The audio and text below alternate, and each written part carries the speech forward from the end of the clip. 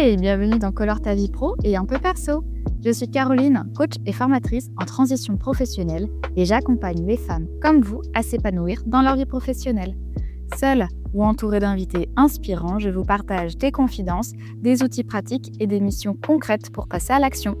Ici, on parle sans tabou de transition pro, de bien-être au travail, de santé mentale et de développement personnel, et ça, c'est toujours avec des positive vibes. Si vous cherchez un espace pour avancer, réfléchir et surtout agir, vous êtes au bon endroit. Allez, installez-vous confortablement et bonne écoute. Hello et bienvenue dans ce nouveau podcast. Aujourd'hui, on va parler de transition professionnelle.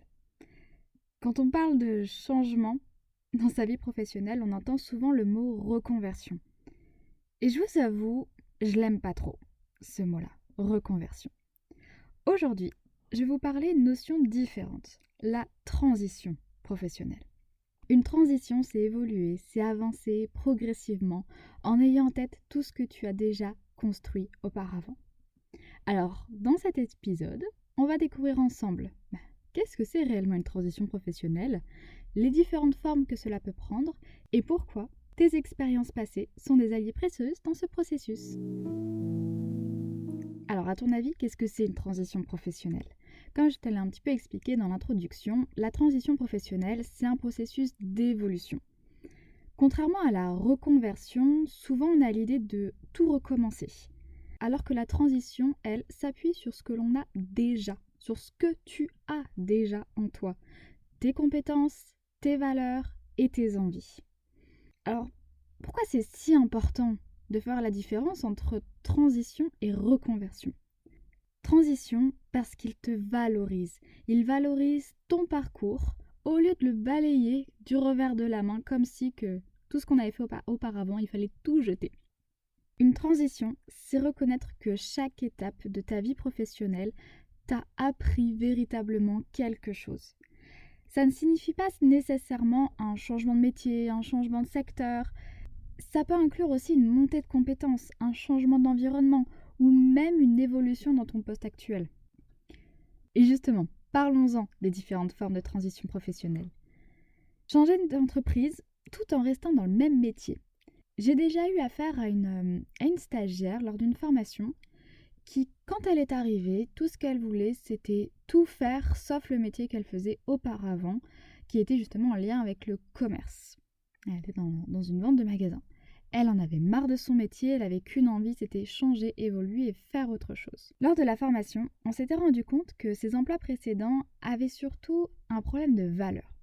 Les valeurs qui lui étaient personnelles et les valeurs de l'entreprise ne se concordaient pas du tout. Au fil d'activités, d'exercices, elle s'est rendue compte que oui, le commerce, effectivement, c'était toujours le métier qu'elle aimait.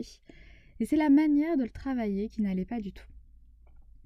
Durant la formation, elle a pu découvrir qu'il existait différentes entreprises, différents magasins avec des éthiques et des valeurs complètement différentes. Alors, pendant ses stages, elle s'est tournée justement vers ce genre de magasin qui correspondait un petit peu plus à ses valeurs. Des valeurs un peu plus humaines, des valeurs qui étaient plus sur le conseil et non juste la vente de produits et le chiffre d'affaires qui se fait à la fin.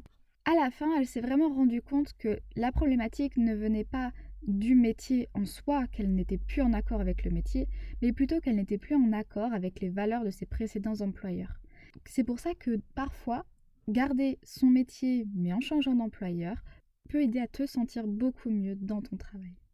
Sans non plus changer complètement de métier et exploiter tes compétences transversales pour changer de métier. Une assistante de direction, par exemple, peut devenir chef de projet grâce à ses compétences en organisation et en gestion. Là, le focus, c'est vraiment sur l'importance des compétences transférables. On a toutes et tous des compétences que l'on a développées au fur et à mesure de nos activités, qu'elles soient professionnelles ou extra-professionnelles. Les utiliser justement pour se développer, pour pouvoir changer soit de métier ou soit évoluer dans son métier, permet justement d'effectuer une transition professionnelle. Par exemple, dans mon exemple personnel, c'est le fait d'enseigner en plongée sous-marine qui m'a fait prendre conscience que d'apporter des choses, des connaissances et d'être au contact avec d'autres personnes, c'était ça qui me plaisait. C'est après quelques exercices, quelques activités que j'ai pu faire que je me suis dit, mais oui, c'est dans cette voie-là que je dois aller. C'est dans cette voie de l'enseignement, de l'apprentissage ou de la formation, puisque c'était quelque chose qui était important pour moi et qu'au final, je faisais déjà. Pense bien à tout ce que tu fais, que ce soit dans ta vie personnelle ou professionnelle, où tu as des compétences qui peuvent être transférables pour évoluer dans une entreprise en changeant par exemple de métier ou de service.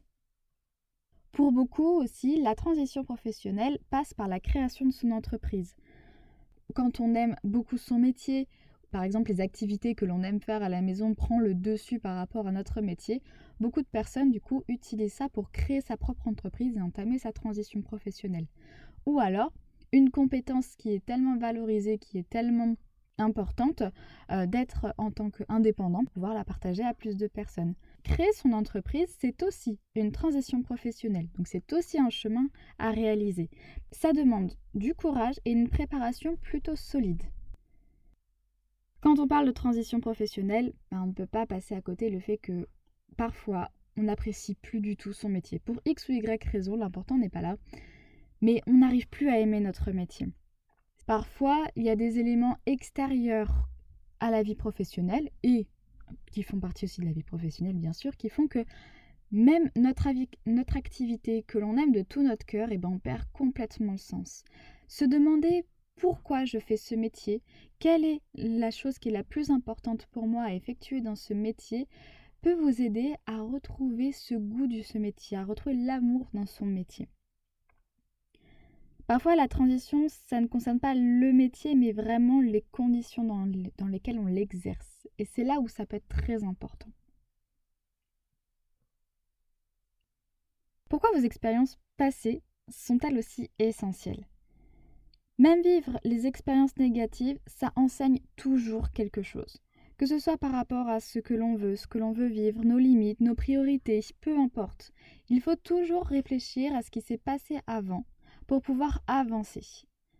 C'est pour ça que le côté reconversion professionnelle, souvent ça a une connotation où on oublie tout ce qui s'est passé et on recommence quelque chose. Le plus important, c'est dans cette idée que la transition professionnelle, on prend tout ce que l'on a déjà fait.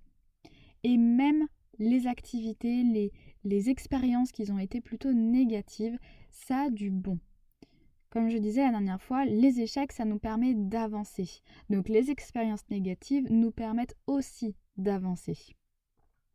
Nos expériences précédentes nous ont appris des compétences, nous ont appris à gérer nos émotions par exemple, nous apprennent à gérer un certain stress, nous apprennent énormément de choses, même si sur le moment, je vous l'accorde, on ne s'en rend pas du tout compte. Quand on est dans cette spirale-là, c'est difficile de voir le bon côté des choses dans quelque chose qui, on se dit, c'est absolument négatif et non, on ne veut pas aller de l'avant. Alors, 4 conseils pour réussir une transition professionnelle. Premier conseil, prends le temps de réfléchir. La transition, ça ne se fait pas en une seule nuit ou en un claquement de doigts. Le temps d'identifier tes envies, tes besoins et tes priorités, c'est déjà une première étape. Deuxième conseil, utilise tes forces. Fais un bilan de compétences par exemple. Identifie toutes les compétences que tu peux avoir qui peuvent être transférables dans d'autres domaines. Le monde du travail est vraiment très large. S'arrêter à un seul métier n'est pas toujours la seule solution. Troisième conseil, entoure-toi. Trouve-toi un mentor, quelqu'un à qui parler, un professionnel, un coach. Forme-toi si tu en as besoin. La transition professionnelle, ce n'est pas un voyage à faire en solitaire. Et mon 4e conseil, reste flexible. Je te préviens tout de suite, ça ne se passera pas du tout comme prévu.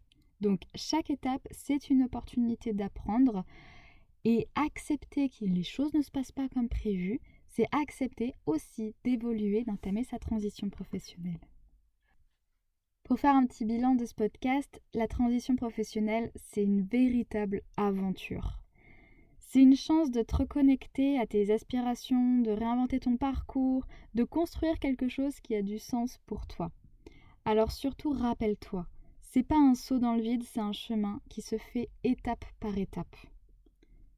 Si cet épisode t'a parlé, partage-le avec quelqu'un qui envisage une transition et dis-moi C'est quoi toi ta prochaine étape dans ta transition professionnelle? Je serais ravie de te lire. Retrouve-moi sur Instagram ou sur LinkedIn et à la semaine prochaine!